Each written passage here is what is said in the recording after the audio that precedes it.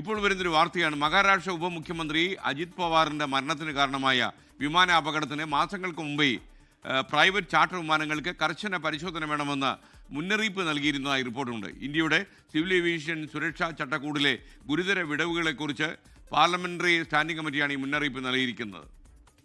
ബൽറാം നെടുങ്ങാടി വിവരങ്ങൾ നൽകുന്നു. പറയൂ Balram, good morning. Very good morning S K N. രാജ്യത്തെ തന്നെ ഞെട്ടിച്ച ഒരു വിമാനാപകടമാണ് മഹാരാഷ്ട്ര ഉപമുഖ്യമന്ത്രി അജിത് പവാറിന്റെ ജീവനെടുത്തത്. ഈ ഒരു അപകടത്തിന്റെ പശ്ചാത്തലത്തിലാണ് ഈ അപകടത്തിന് മാസങ്ങൾക്ക് മുമ്പ് തന്നെ പാർലമെന്റിന്റെ സ്റ്റാൻഡിംഗ് കമ്മിറ്റി ഈ ചാർട്ടേഡ് വിമാന കമ്പനികളിലെ സുരക്ഷാ പാളിച്ചകൾ സംബന്ധിച്ചുള്ള മുന്നറിയിപ്പ് നൽകിയിരുന്നു. ഇത് സംബന്ധിച്ചുള്ള റിപ്പോർട്ട് സമർപ്പിച്ചിരുന്നു എന്ന വിവരം പുറത്തുവരുന്നത്. ദീപക് മിശ്ര MP-യുടെ അധ്യക്ഷതയിലുള്ള സമിതിയാണ് ഇത് സംബന്ധിച്ച റിപ്പോർട്ട് സമർപ്പിച്ചിരുന്നത്.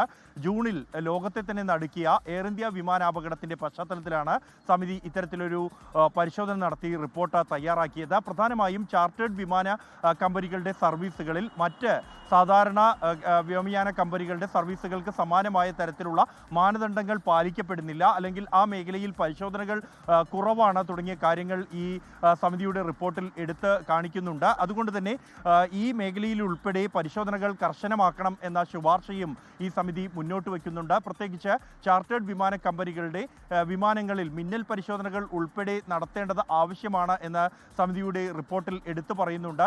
പലതരത്തിലുള്ള ന്യൂനതകൾ ഈ കമ്പനികളുടേത് ഈ റിപ്പോർട്ടിൽ പരാമർശിക്കുന്നുണ്ട്. അതിൽ ഏറ്റവും സുപ്രധാനം അറ്റകുറ്റപ്പണി മാനദണ്ഡങ്ങൾ, ഡോക്യുമെന്റേഷൻ അച്ചടക്കം, പ്രവർത്തന നിയന്ത്രണ ഘടനകൾ എന്നിവ നിലവിലെ സ്ഥിതിഗതികൾ ആശങ്കാജനകമാണ് എന്ന് റിപ്പോർട്ടിൽ പറയുന്നു. ഇതോടൊപ്പം തന്നെ പ്രതികൂല കാലാവസ്ഥയിലോ വഴിതിരിച്ചു വിടുമ്പോഴോ ലെയേഴ്സ് ഓപ്പറേഷൻ കൺട്രോൾ സെന്ററുകളുടെ സേവനം സാധാരണ സർവീസുകൾക്ക് ലഭിക്കാറുണ്ട്. എന്നാൽ ഈ ചാർട്ടേഡ് വിമാന കമ്പനികളുടെ ചെറുവിമാനങ്ങൾക്ക് അത്തരം സേവനം ലഭിക്കുന്നില്ല എന്നുള്ളത് ഒരു വലിയ ന്യൂനതയായി ഈ റിപ്പോർട്ടിൽ പരാമർശിക്കുന്നുണ്ട്. S K. ലോകത്തെവിടെയായാലും ഏത് സമയത്തും 24 വാർത്തകളും ഓഗ്മെന്റഡ് റിയാലിറ്റി പാക്കേജുകളും എക്സ്പ്ലെയിനറുകളും വിശദമായി കാണാൻ ഞങ്ങളുടെ YouTube ചാനൽ നിങ്ങൾക്ക് സബ്സ്ക്രൈബ് ചെയ്യാം.